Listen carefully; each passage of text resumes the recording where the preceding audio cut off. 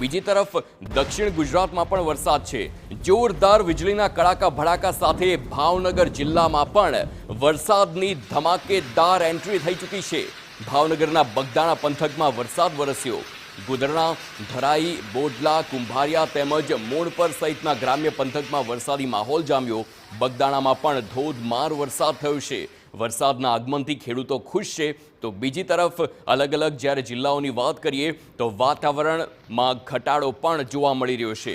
તો આપણે જોયું જેમ સૌરાષ્ટ્રના દક્ષિણ ગુજરાતમાં પ્રી મોન્સૂન એક્ટિવિટી પૂરજોશમાં ચાલી રહી હોય તેવા દ્રશ્યો સર્જાયા છે। હવામાન વિભાગની પણ આગાહી હતી કે આ સાથે જ આ પ્રકારે જ વરસાદ પડશે। તો 2 દિવસમાં વિધિવત રીતે ચોમાસું ગુજરાતમાં પ્રવેશ કરે તેવી શક્યતા છે। આગામી 7 દિવસ રાજ્યમાં વરસાદની આગાહી હવામાન વિભાગ દ્વારા કરવામાં આવી છે। ગુજરાતભરમાં મધ્યમથી ભારે વરસાદની શક્યતા વ્યક્ત કરવામાં આવી। માછીમારોને આગામી 5 દિવસ દરિયો ન ખેડવા સૂચના આપવામાં આવી છે। 40 થી 50 કિલોમીટર પ્રતિ કલાકની ઝડપે પવન પણ ફૂંકાશે અને આવતીકાલે રાજ્યભરમાં હળવાથી મધ્યમ વરસાદની શક્યતા વ્યક્ત કરવામાં આવી છે। સુરત, નવસારી, ભરૂચ, નર્મદામાં વરસાદની આગાહી છે એટલે કે આ દક્ષિણ ગુજરાતનો પટ્ટો। જ્યારે ઉત્તર ગુજરાતની વાત કરીએ તો બનાસકાંઠા, પાટણ, સાબરકાંઠા સાથે જ મધ્ય ગુજરાતમાં અમદાવાદમાં પણ વરસાદની શક્યતા છે।